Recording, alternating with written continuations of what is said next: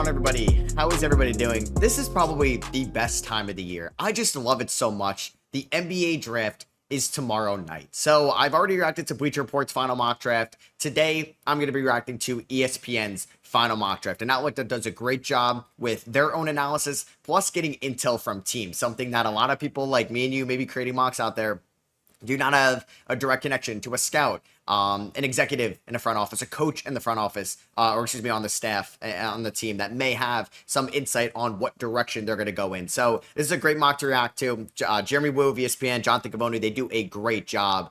And yeah, like I said, this is just the best time of the year. The NBA Finals, going to a Game 7. I get flack every time I say this. I get some debate when I say that the NBA should spread out the offseason. I know it's not a long offseason, right? It's basically from mid-June to mid-October. Like, it's not that long whatsoever. But you're telling me we could not have the draft on July 1st, free agency on the 15th, and basically everything done by August 15th? That is fine with me, because we're going to go through September with no moves, which is fine. We're going to go through August with no moves, which is fine. But I'd rather just spread it out so the casual fan could get into the NBA draft. I think that's what makes the NFL draft, which is like a ratings spectacle, and everybody loves it, which I get, because the draft is 7 rounds and you build your team through the draft. The NBA could be a little bit more transactional based, but I want the casual fan that doesn't really know who Ben Seraph is, who doesn't really know that much about Maxime Reynal or Cam Jones, that is maybe a Celtics fan or a Clippers fan or whatever these teams are, a Pacers or Thunder fan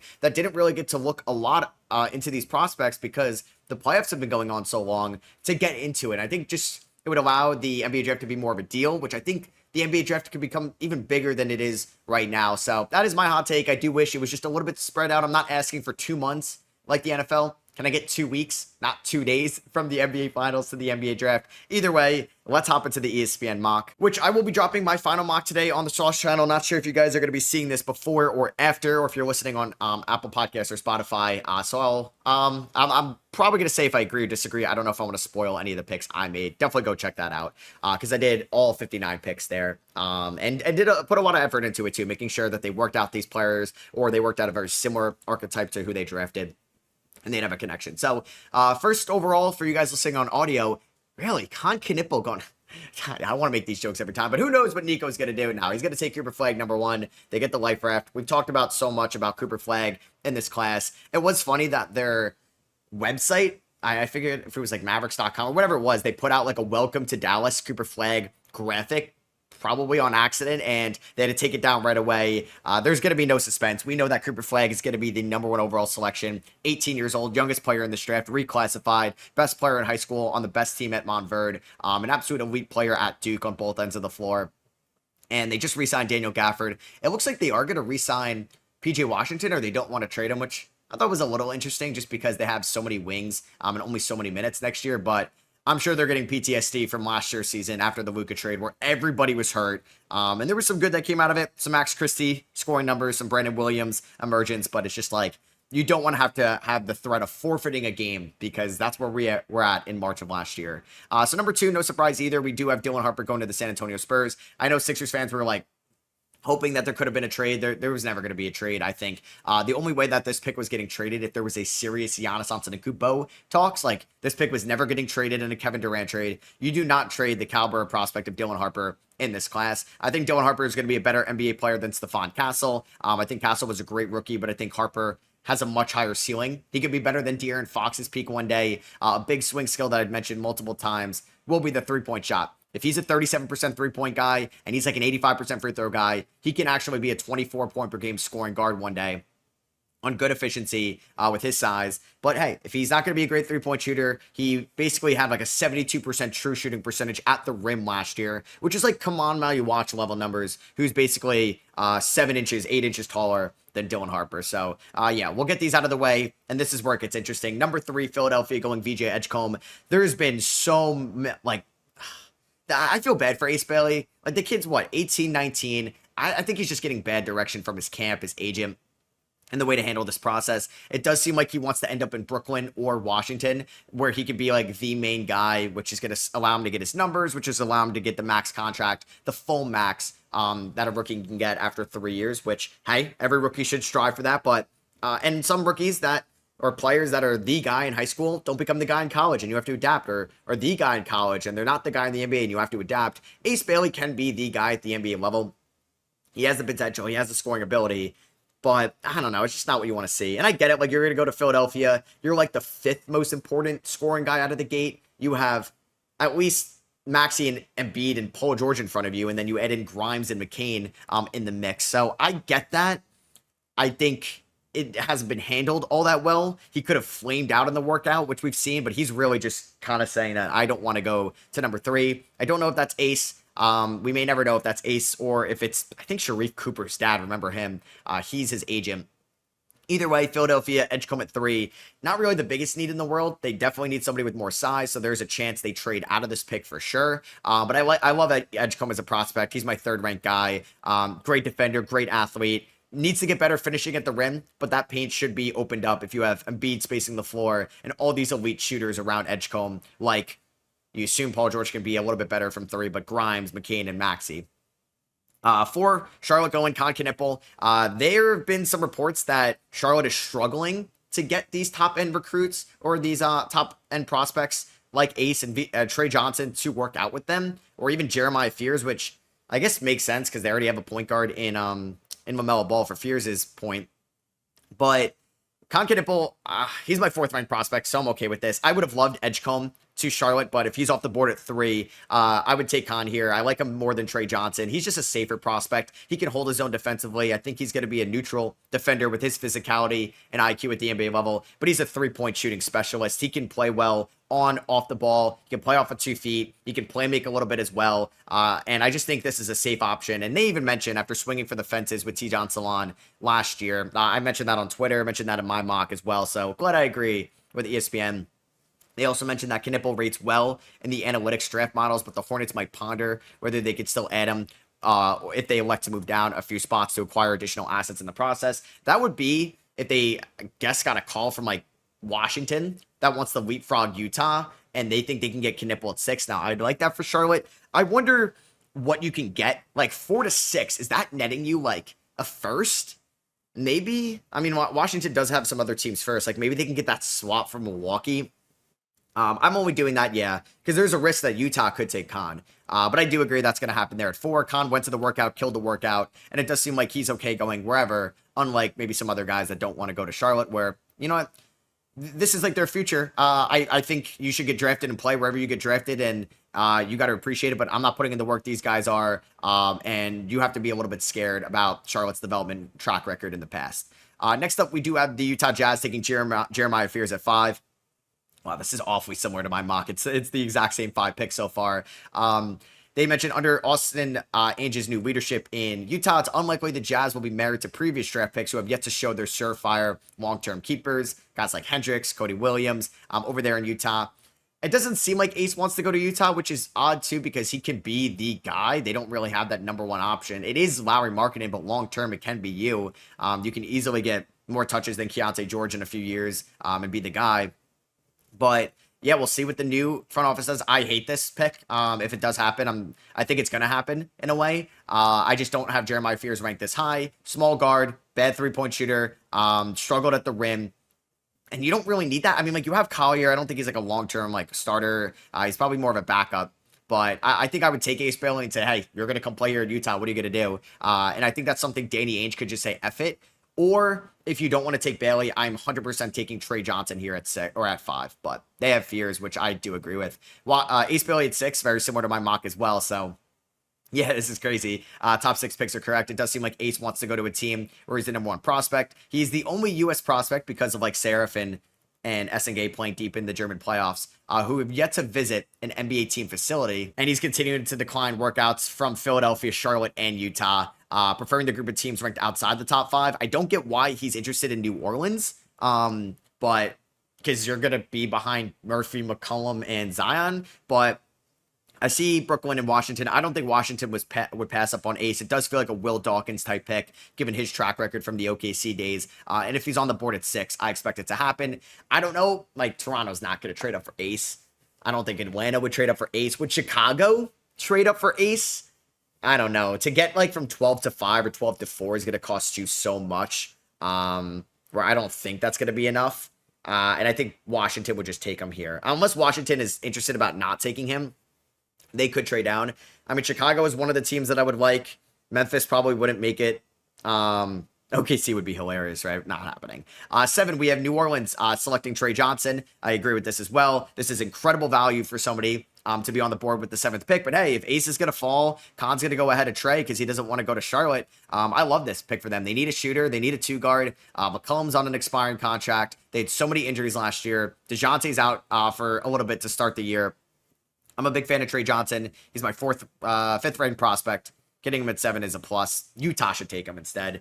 8 is, okay, this is where it changes. I had Kasparis in mind. They have Come On Now You Watch. I don't know. He's a true center, right? He's got high upside.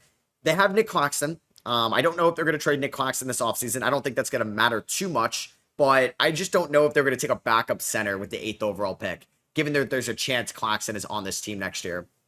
If nobody wants to acquire that Claxton contract. Maybe Claxton is a Sun.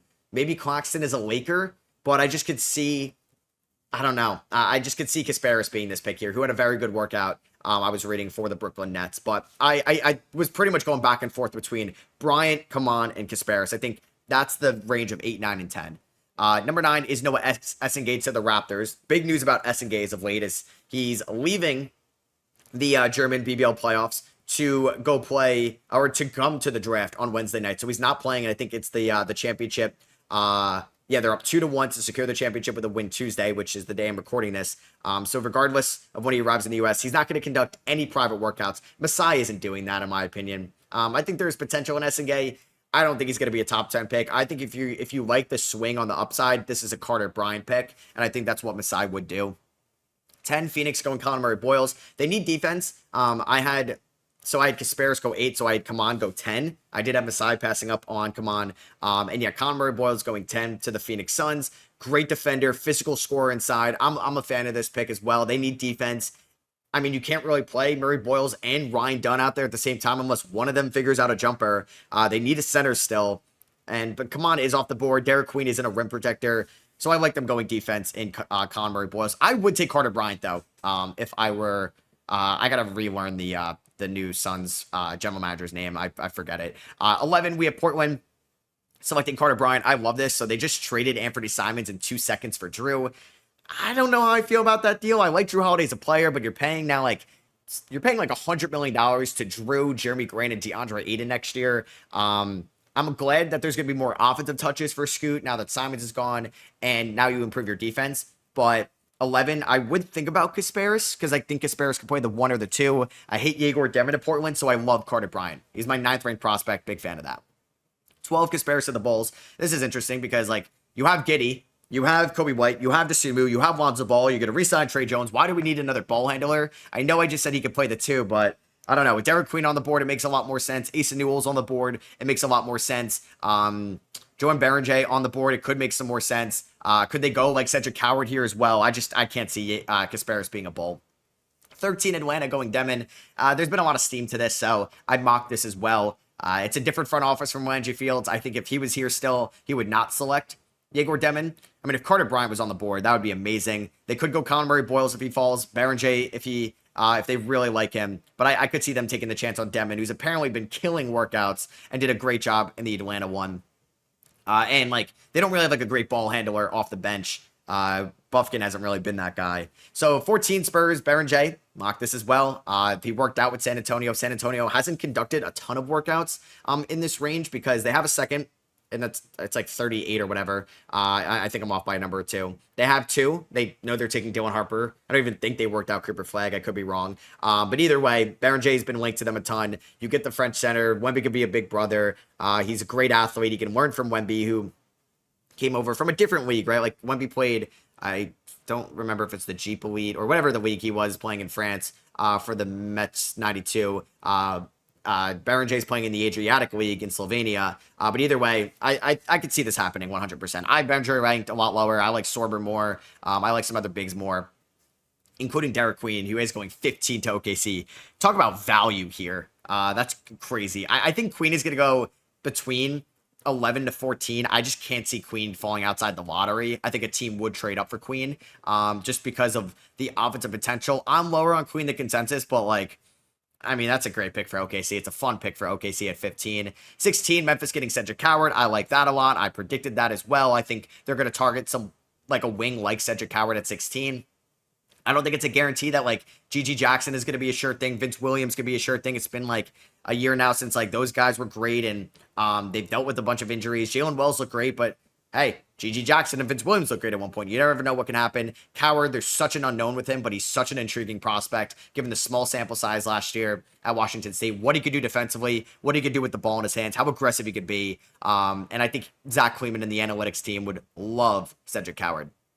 17, Minnesota going Thomas Sorber. I think they'll bring back Naz Reid. Probably 50-50 chance Randall's a Timberwolf next year. Either way, though, they do need a backup center to Rudy Gobert. Thomas Sorber could not be Rudy Gobert one day, but he can be somebody that could be like an anchor for you defensively and your defensive unit. He could be a good rim protector. He honestly didn't look like he shot like 16% from three last year at Georgetown, but I do think there is something there with the three-point shot that you can develop, and the two-man game with him and Ant would be a lot of fun. Liam McNeely to Washington at 18. This is where I see Essengay going, just because of the unknown. But circle back to Will Dawkins and the guys he's drafted in his career. But Liam McNeely, 18 to the Wizards. I could see them going a wing. You took Ace Bailey at 6. Who knows Corey Kispert's future on the team, right? I don't know if there's a point guard they would love. Like Jace is an initiator. He's a little redundant with Bub Carrington. Would they take Traore here? Would they take Ben Seraph here? I don't think they would take Walter Clayton.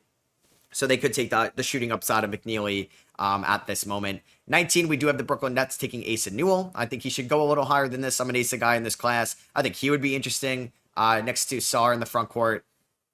I didn't mention it before, but come on, my watch going to Washington at 6 is also intriguing. Asa Newell to the Nets at 19. I like that. So they have Kaman and Asa. So 2 front court guys. Newell's a very, like, he's got such a big swing skill because of his tweener size. If he could be a good three-point shooter or an elite mid-range shooter, he could be very valuable in the league. Walter Clayton going ahead of Jace Richardson. I disagree with this a lot, but Miami does make a lot of sense. He stays in the state of Florida. I just feel like Walter Clayton's going to stay in the state of Florida, right? Almost like Sacramento trades for up in the first round. He's going to go to either Miami or Orlando. Elite three-point shooter. You know what, like, he's very similar in size to Jace. I think Jace is a better defender. I think Jace, he's a couple years younger. I just think it's crazy that Walter Clayton, I know, shot the ball well on a very big stage, but I think Jace is a more well-rounded player. He's younger, he can develop more, and he's a better athlete than Walter Clayton. So I disagree. Well, not with the mock, because it's a mock. It's what they're predicting. It's not a big board. 21, Utah Jazz, Hugo Gonzalez. Now, the Jazz have a ton of guys to play next year, right? Like, you have Fears, who they drafted in this mock. You have Taylor Hendricks coming back from an injury. You have an early second-round pick. You have Marketing, Kessler, George, Collier, John Collins if he comes back, Clarkson. Like, there's so many names in Utah, right? Even if they make moves this offseason, I don't hate the idea of Hugo Gonzalez, put him in the G League, develop him internally, and you hope in like 2 years, real rotational 3-and-D piece if you could figure out the shot. Atlanta going Danny Wolf at 22. I mocked that as well. I think he's just like the next best big man on the board. Because they have Newell, Baron J, Sorber, all off.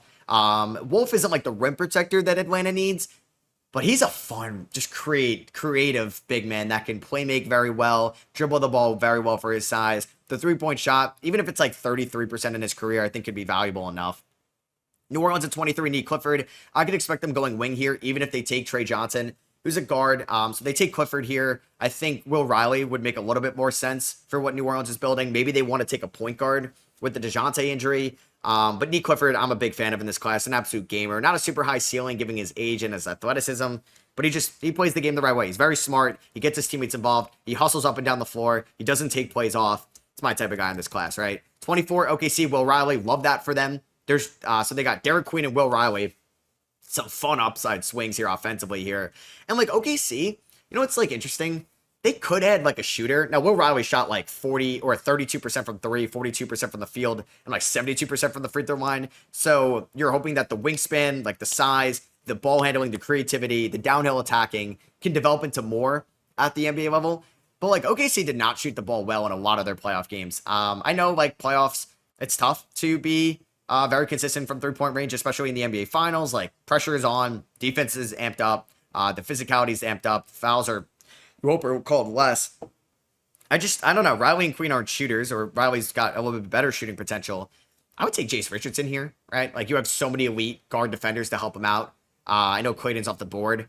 Danny Wolf would be so much fun in OKC system, but he's off the board as well in this mock. 25 Orlando gets Jace. Oh man, that's an A plus for me. I love Jace. And hey, you have him out there with Suggs or Black that can help him out defensively, or Franz. I just think he's overlooked. He wasn't invited to the green room, so he's not going to be there at the NBA draft, which is blasphemy, man. Like, I don't know how he's not going to.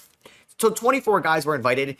He is a top 24 guy in this class. I have him ranked number 10, and it may come back to bite me. I know small guards don't work out well, but he's more physical than Jeremiah Fears. He's a better defender than Fears. He's a better athlete than Fears and Clayton. I just don't get why Fears is taller, but I just feel like Richardson's IQ, knowing his limitations, and his just willingness to just be involved no matter what. That's what he was at Michigan State. Low usage guy, but that's what he's done by his coach. Great shooter. I just feel like he should go a lot higher than this. I know the size, I know. Nolan Traore going to the Nets at 26. I like that. Also mock that as well. So I just think there's value there.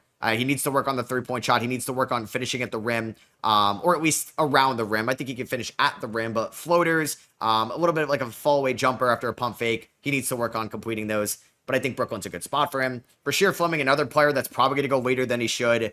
He was not invited to the green room. He's got to go in the first round, right? I hope he's not like one of those guys. It's like, well, how is he in the second round? I don't know. We'll see. Boston, Maxime right now at 28. A lot of similarities to me.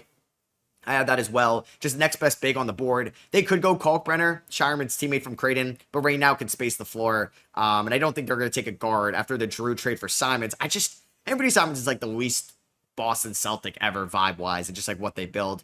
Kalkbrenner to the Suns at 29. They need a big for sure. And since they went Conmurray, Boyles, and Kalkbrenner in this draft, like that's pretty good defensively for sure. And yeah, they just need center depth as well. And Noah Penda to the Clippers at 30. NBA ready defender. I would just like them a little bit either like big man depth or offensive creation. I just don't think Penda's going to be that guy. I mean, I don't think I'm taking a flop. Like Cam Jones, I would like to the Clippers. I don't think you're really banking on a Thero's creation right away or Drake Powell's creation. And you just think Penda's a similar archetype that could be more. Ben Serif, I'd probably take here at 30 over Penda. So we can go through the second round a little bit quicker. Minnesota getting Serif at 31. Serif and Sorber's a fun couple picks. Drake Powell goes 32 to Boston. I think he's actually going to be in the first round. Whoa. Hensing Yang to the Hornets at 33. That's high. But like you're talking about the next best big man on the board. The big man can go quick. Adu Thero to the Hornets at 34.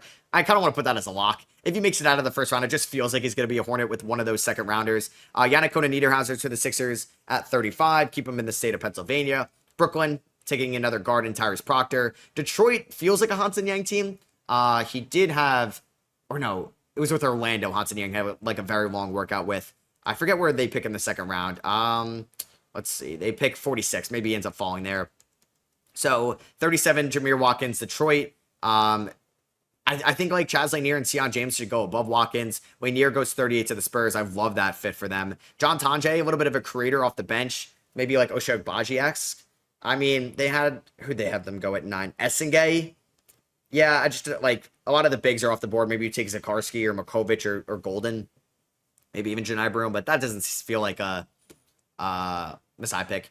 Bogoslav Markovic to the Wizards at 40. That seems like a Will Dawkins pick. 41, the Warriors take Rocco Zakarsky from Brisbane. I know, I butchered a lot and say Brisbane. I'm sorry, Aussies. That's on me. Sacramento getting Kobe Bryant at 42. They need a guard. Like Kobe Sanders, like a point guard. Kobe Sanders is on the board. Javon Small's on the board. Ryan Nembhard, I think, makes more sense for them. Although Kobe Bryant, elite shooter. Sion James to the Jazz at 43. If I'm like the Knicks, which I want them to take Sion James, trade up to 43, please. Trade a future second. Get that done if he falls. 44, Janai Broom to the Thunder. I could see that happening, honestly, just the way the big man depth falls. Alex Tui, a guy I'm not high on. I don't believe in the shot. 45 to the Bulls, though.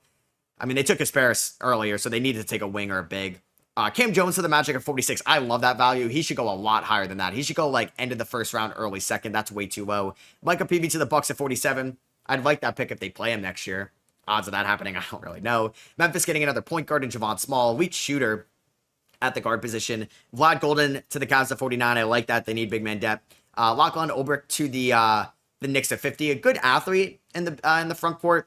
I need them to take a perimeter player. Like Elijah Martin, maybe. Jackson Robinson. Even Amari Williams if you want to go big. Eric Dixon to the Clippers at 51. Talk about shot creating ability. Yeah, it's there. Shot selection Not the best. 52, the Suns get Elijah Martin. I like that. Just won a title. NBA ready.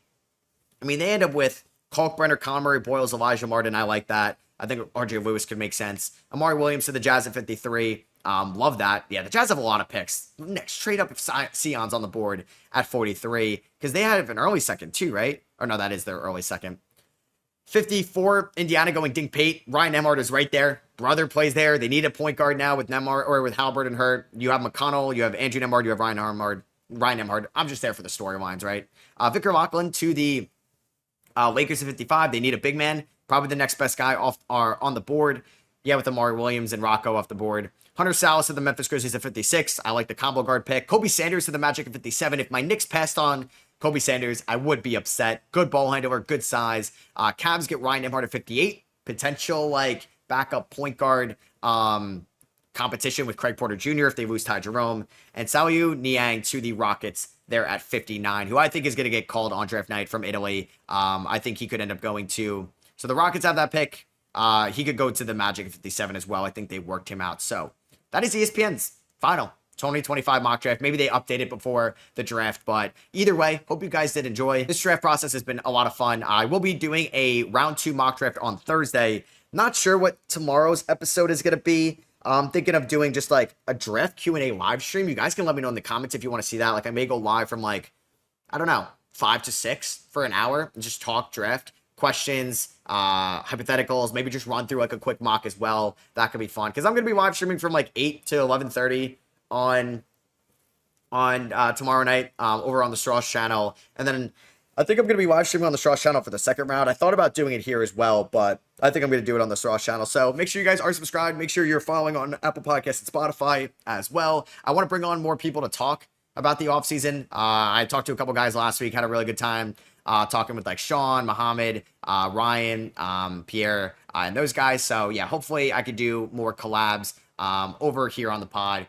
So make sure you guys are following. And I'll catch you guys tomorrow. It's going to be a fun one. We're here at the draft. We made it, guys. I know we made so much draft content, but I'm just excited for it. It's a great time of the year. And yeah, I just love the draft, man. It's great. I wish I could add a third round, a fourth round, add a European league, like a G League. I don't know. I just want more basketball in my life. I want more team building. I want more drafting. I want more scouting. Can't get enough of it. And I'll catch you guys later. Peace.